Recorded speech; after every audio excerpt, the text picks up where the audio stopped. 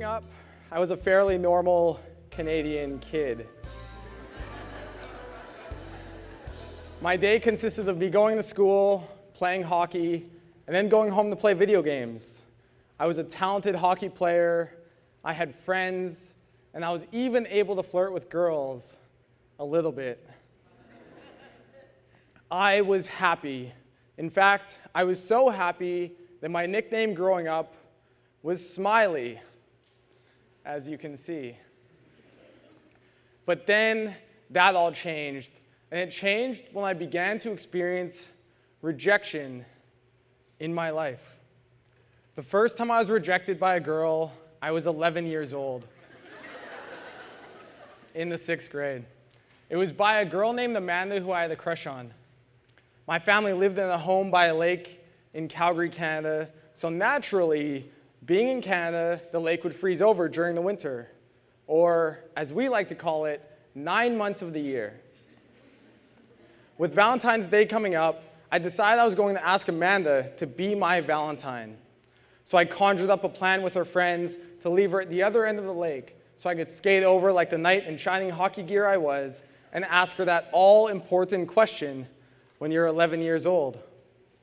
Nervous, yet excited, I skated over, and when I got there, I told her I had a question to ask, and even though I could have waited 4 more days, so she had to say yes, I wanted to know the real answer. Will you be my Valentine? She looked over at me and with confidence said, "No, sorry." And she skated off. Instant pain shot to my chest as my heart broke for the first time. And I remember standing there in shock for a few minutes, and I remember thinking that this would be a night I would never forget. I had been rejected. 2 years later, I was in the 8th grade. There was a new hockey program starting up where all the top hockey players in my city would go to a school together. During the day, we'd go to class with all the other school kids, and then after class, we'd have extra ice time with top-level coaches and trainers. That sounds amazing, right? It wasn't. Because I played hockey with a lot of kids, the year started off well. Hockey is such an important sport in Canada that allowed me to become a member of the popular kids. Unfortunately, this didn't work out how I thought it would. Although I was a member of the popular kids, as the year went on, I began to notice that I was the one who was the outcast. I was the one not invited to parties, the one who began to be picked on. It was weird because on my hockey teams, all of these kids were friends with me, but at school, it was as if I didn't even matter. And it only got worse. Eventually, the bullying got so bad that the fun game to play was, can we put Cam in a garbage can? Every day at lunchtime, a group of 9th graders would gang up and chase me around the school, trying to put me in a garbage can. I would kick and scream and squirm and do everything in my power because every ounce of self-worth that I had left depended on me not being put in that garbage can. I was in the 8th grade, and still, I was rejected. 2 years later, I was 15, and I had just made a hockey team I had always dreamed of. Shortly after making the team, we had a game in Red Deer, Alberta, 2 hours from my hometown. After the game, we got on the team bus to head back home. And tired from the game, I was laying down in the back seat, listening to music, when one of the assistant coach's sons, who had accompanied us on the trip, came and started poking fun at me.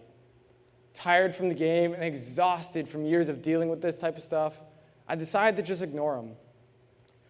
As he noticed that he wasn't getting a reaction from me, he escalated it further. Just keep ignoring him, just keep ignoring him. So he escalated it further to the point where he began to spit on me. He started to spit on me. I didn't know what to do. Part of me wanted to go beast mode on this kid, but instead I froze, and for the next hour I laid crouched in fetal position, holding on to a picture of a girl I had a crush on named Lindsay, because I knew the only thing that was going to get me through that experience was the strength her picture could give me. I made the hockey team, and still, I was rejected. I was rejected by a girl, by a classroom, and by my hockey team. But to me, it was bigger than that, because I felt rejected by people in general. I felt unaccepted, unwelcome, and I felt unsafe. I felt like I didn't matter. All I wanted was to be accepted, but here I was, not. Most importantly, I felt confused. Why was I the one being rejected? Why was I the one being bullied? Why me? Here I was, a talented hockey player, an important member of the team. Why me? Here I was, a smart kid, a loyal friend. Why me? Here I was, a nice kid who would treat any girl like a princess. Why me? And for years, that's the question I struggled to answer. Why me? Having these experiences and so many others caused me to isolate myself away. I decided to just try and ignore it, to escape. So I would play video games up to 16 hours a day. I dropped out of high school twice, and I retired from hockey, the game I loved more than anything else. I just wanted to be accepted. I knew I had so much more potential inside, but I felt paralyzed, and I felt apathetic. Nobody else seemed to care about me, so why would I care about me? I was 18 with no real sense of direction. So after 2 years of struggling to figure out why me, I decided I had to make a change. I had to change the way this was going. I just couldn't do it anymore. And in a moment of inspiration, I decided to ask myself a different question. If I could change this circumstance, if I could change my situation, would I? If I could learn how to make new friends, would I? If this was actually possible, if I could actually do it, would I do it? And with every ounce of my being, I knew that yes, I would. So I made a commitment to myself.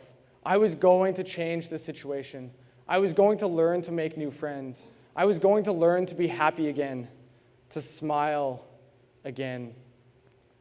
So I set off on a journey. I didn't really know what I was doing, so I approached it like a big experiment. I would experiment until I learned what I needed to learn. To make friends, I needed to meet more people, so I started going out, which led me to go out every single night for 3 years. It wasn't a party though, so I did it sober, and I kept a journal of lessons I was learning. I made significant progress, and I felt more comfortable talking to people, but there was still one problem. Even after going out for 3 years, I was still lonely. And that's when I learned that loneliness doesn't come from knowing a lot of people, it comes from a lack of intimate connections. Even though I knew more people, I didn't really know anyone. Sure, I could give them a high five at a nightclub, but that was the extent of our relationship. I needed to take these connections deeper. So I spent the next 2 years learning that. And it happened by being curious and asking better questions. It happened by being vulnerable and asking for help, because that created an opportunity for us to bond together. And it happened by getting to know other people's stories and being willing to let them get to know mine. To be happy, I started doing things I was proud of. I always wanted to learn how to DJ, so I did. A few friends and I bought equipment, and it became a passion. I always knew I wanted to learn how to DJ, but I had simply never taken a leap to try. Taking the leap made me feel proud, and I was happier because of it. At my job, I hated asking for permission to take the weekend off. I wanted to be spontaneous and set my own schedule. So I quit, and I launched my own business. I didn't know what I was doing. I didn't have a college degree. I didn't have any mentors, so I focused on learning what I needed to learn. It wasn't easy though, and I failed a lot. In the fall of 2012, I took a trip to Boulder, Colorado to meet other entrepreneurs who were pursuing their dreams. As soon as I got there, I knew this was exactly where I wanted to be. But if I was to move to Colorado, that would mean that my girlfriend and I would have to do long distance. So I got scared and I went back home for a few months to figure out what I really wanted to do. But truthfully, I was just terrified.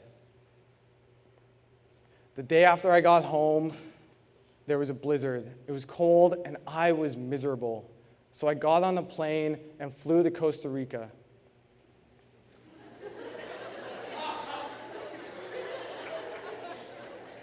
What else was I supposed to do? I'll never forget it. I was sitting at this cafe in San Jose having a morning coffee, and I was reading a book. And the first line of a chapter said, "Oh, so you thought by traveling you could run away from your problems, but what else was I supposed to do?" Oh, so you thought by traveling you could run away from your problems, but you realize that your problems are within you, so they come with you wherever you go. That's exactly what I was doing. I was in Costa Rica running away from my problems. The trip was supposed to last for 40 days, and it lasted 12. And those 12 days were full of stress and anxiety, and I spent the last week of it in a hotel room in Dominical, waiting to go home. I was terrified. So I flew back to Canada and felt like a failure. 5 days later, my girlfriend broke up with me. It's funny how these things work sometimes. Here I was, my business is failing, my trip to Costa Rica, a disaster, and now my girlfriend leaves. I felt like a total loser and like I was back to square one. So I spent the next 4 months developing courage and finally moved to Boulder, Colorado in April of last year. And it was one of the best decisions I ever made. Yes, the environment was fantastic. Yes, the friends I made were great. But truthfully, it was the decision to take the leap and have the courage to do it that made the difference. To honor something inside I knew I wanted to do, but had never done. Your passions may not be DJing or traveling or working for yourself. Whatever they are, pursue them. Finally, I learned that rejection is a compass. It teaches you what you don't want so you can learn what you do. My friend Preston Smile says, out of our biggest rejection comes our biggest sense of direction. 6 months after moving to Colorado, I booked a plane ticket to Europe. I had always wanted to go to Europe, but I had simply never booked a ticket. So I did, and I traveled for 2 months, and it was incredible. But truthfully, I just felt proud with the fact that I pursued something I wanted to do. I went after a goal. When we get rejected, it's so easy to view it as validation. It's so easy to try and identify with it. Don't identify with it. Rejection is not you. It is not you. And it doesn't define you. You define you. I was rejected, I was bullied, and I felt depressed. But it was only up to me to change my circumstances. Nobody could do it for me. So, why me? Why are these my stories? Honestly, I may never know, and you may never know your answer either. Sometimes that's just the way it is. The answers simply don't exist. The truth is, there wasn't a reason why me. It just was me. It's part of my story, and that's okay. It sucked, and that's okay. Rejection is okay. But what I want you to know is that I'm grateful for it. I'm grateful for it because it gave me a choice. It gave me a chance to start again. What I want you to know is that you are not alone. You are not alone. Reach out and ask for help. Be brave. You don't have to do this alone. Finally, my challenge to you is this. What's your turning point going to be? Mine was when I realized that if I could change my circumstances, I would. And when that light bulb went off, I knew I had to take responsibility for my life. So what's your turning point going to be? Because ultimately, you get to make that choice. You get to make that choice for yourself. So choose. Choose yourself.